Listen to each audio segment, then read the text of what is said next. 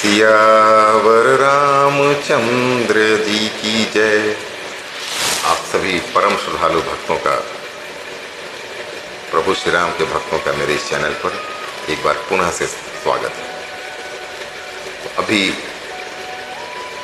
हम लोग अयोध्या कांड के जिस हिस्से में हैं वहाँ पर चर्चा चल रही है प्रभु श्री राम के वनगमन की। और प्रभु श्री राम ने कौशल्या माता को तो समझा दिया है, अब वो सीता मैया को समझाने की कोशिश कर रहे हैं। सहज सुहृद गुरु स्वामी सिखा, जो न करई सिरमानी, सो पछताई अघायुर, अवसी होई हितहानि। पूरा समझा बुझा करके उन्होंने देखा कि सीता मैया मान नहीं रही है, तो उन्होंने अंत में ये कहा कि स्वाभाविक ही हित चाहने वाले गुरु और स्वामी की सीख को जो सिर चढ़ाकर नहीं मानता, वह हृदय में भरपेट पछताता है और उसके हित की हानि अवश्य होती है। सुनि मृदु बचन बन मनोहर पिय के, लोचन ललित भरे जल सिय के, शीतल सिख दाहक भई कैसे, चकही शरद जननी चंदनी सी जैसे। प्रियतम के कोमल तथा मनोहर वचन सुनकर सीता जी के सुंदर नेत्र जल से भर गए।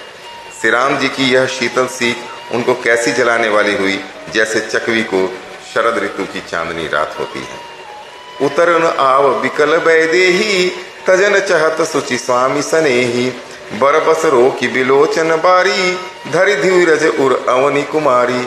जानकी जी से कुछ उत्तर देते नहीं बन रहा। वे यह सोचकर व्याकुल हो उठी कि मेरे पवित्र और प्रेमी स्वामी मुझे छोड़कर जाना चाहते हैं। नेत्रों के जल आंसुओं को जबरदस्ती रोककर वे पृथ्वी की कन्या सीता जी हृदय में धीरज धरकर, अवनी कुमारी का मतलब पृथ्वी माता की कन्या, लागी सासु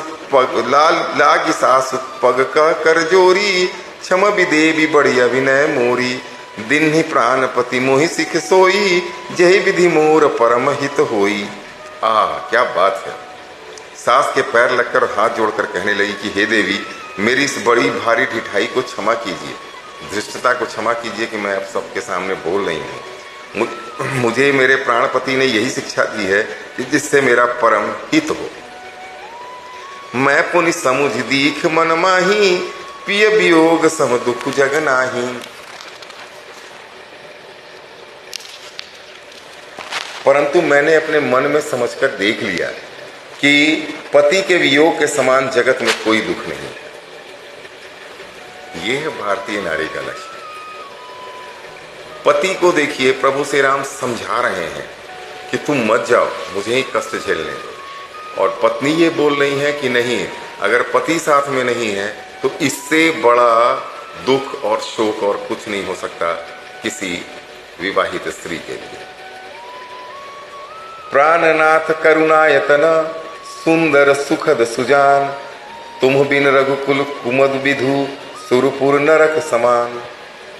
और वो ये कह रही है कि हे प्राणनाथ, हे दया के धाम, हे सुंदर, हे सुखों को देने वाले, हे सुजान, हे रघुकुल रूपी कुमुद के खिलने खिलाने वाले चंद्रमा, आपके बिना स्वर्ग भी मेरे लिए नरक के समान है। मातु पिता भगिनी प्रिय भाई, प्रिय परिवार सुहृदय समुदायी, सास ससुर गुरु सजन सहाई, सुत सुंदर सुशील सुखदाई।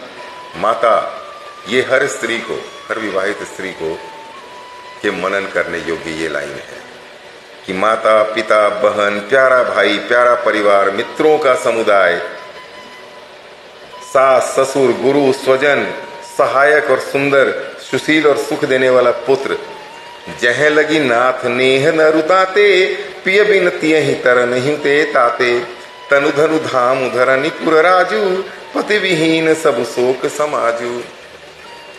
हे नाथ, जहां तक स्नेह और नाते हैं, पति के बिना स्त्री को सभी सूर्य से भी बढ़कर तपाने वाले हैं। कोई भी संबंध किसी स्त्री के लिए, शादीशुदा स्त्री के लिए पति के बिना किसी मायने का नहीं है। शरीर, धन, घर, पृथ्वी, नगर और राज्य, पति के बिना स्त्री के लिए यह सब शोक का समाज है। भोग रोग समभूषण भारू, जम जातना सरिस संसारू, प्राणनाथ तुम बिनु जग माही, मोह कहूँ सुखद कतहु कुछ नाही।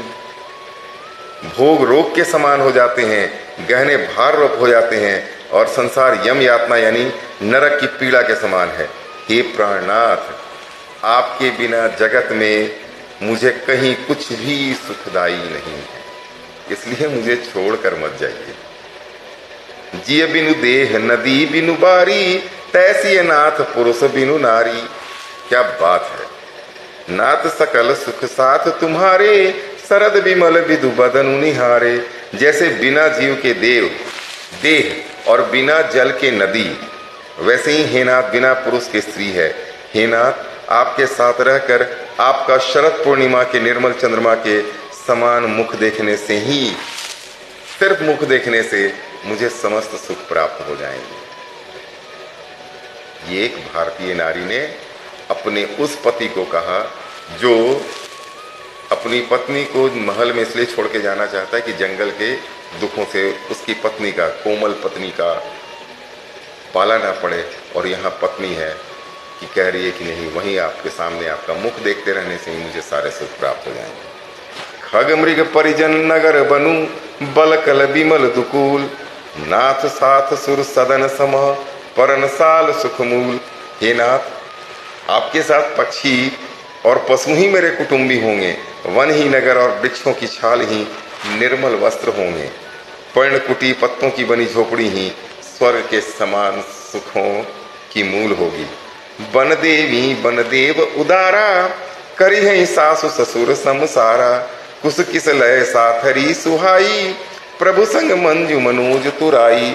उदार हृदय के वन देवी और वन देवता ही सास ससुर के समान मेरी सार संभार करेंगे, और कुशा और पत्तों की सुंदर साथरी बिछौना ही प्रभु के साथ कामदेव की मनोहर तोषक के समान होगी। कंद मूल फल अमीय आहारू, अवध सौध सत सरिस पहारू। छिनु छिनु प्रभु पद कमल बिलो की, रही मुदित दिवस जिमिको की। कंद मूल और फल ही अमृत के समान आहार होंगे, और वन के पहाड़ ही अयोध्या के सैकड़ों राजमहलों के समान होंगे। क्षण क्षण में प्रभु के चरण कमलों को देख देख कर मैं ऐसी आनंदित रहूंगी जैसे दिन में ही चकवी रहती है। बन दुख नाथ कहे बहु तेरे, भय विषाद परिताप घनेरे। प्रभु वियोग लवलेश समाना, सब मिली हो ही न कृपा निधाना। हे नाथ, आपने वन के बहुत से दुख और बहुत से भय, विषाद और संताप कहे, परंतु हे कृपा निधान, वे सब मिलकर भी प्रभु आपके वियोग से होने वाले दुख का लवलेश यानी उसका एक कण भी नहीं हो सकते। असजिय जान सुजान शिरोमणि, ले ये संग मोहि छाड़िए जनी। बिनती बहुत करौ का स्वामी, करुणामय उर अंतर जामी।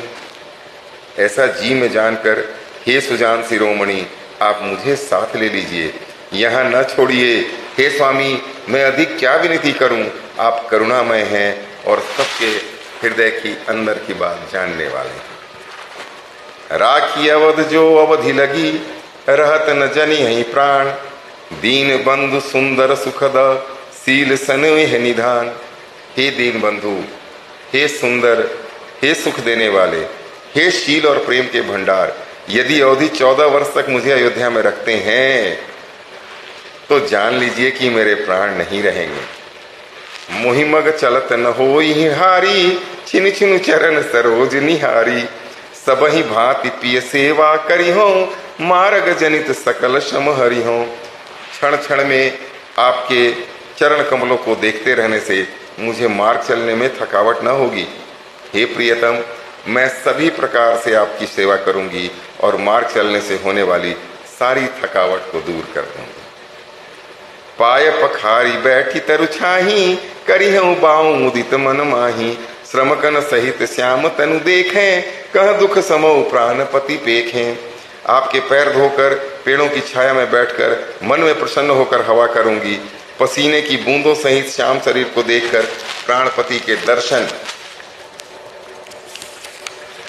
हुए दुख के लिए मुझे अवकाश ही कहाँ रहेगा। आज के लिए इतना ही, फिर कल मिलता हूँ आपसे, तब तक